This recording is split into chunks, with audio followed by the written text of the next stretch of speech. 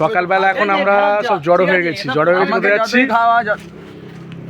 কোথায় যাচ্ছি আমরা এখন? আমরা এখন যাচ্ছি তোমার অমিতদার বাড়ি একটা অনুষ্ঠান আছে, তাই আমরা যাচ্ছি স্পেশাল মাছ কিনতে যাচ্ছি কোথায়? উত্তর 24 পরগনার বিখ্যাত একটা বাজারে মালঞ্চ।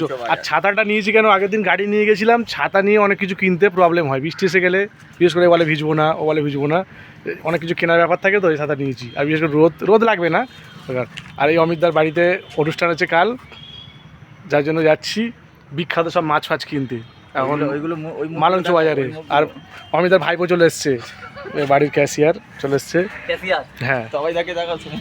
আর আমরা এখন দল বল বেঁধে যাচ্ছি, মানে মাছ হয়তো কিনা হবে কত দিল অমিতা, ওটা গিয়ে দেখা হবে, গিয়ে পরিস্থিতি অনুযায়ী দেখা হবে। কিন্তু এতজন যাচ্ছি কেন? বিশেষজ্ঞদের নিয়ে যাচ্ছি, অবশ্য মাছ সম্পর্কে চিনি না কিছু আমরা। কি মাছ বলছি?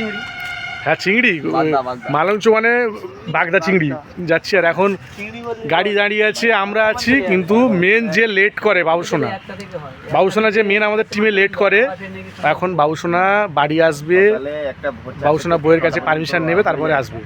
তো এটা নিয়ে কি বলবে?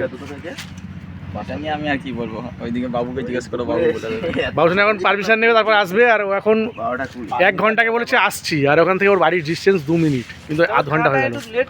তো যাই হোক, আমরা এখন অপেক্ষা করছি ওর জন্য, ও কখন আসে দেখি।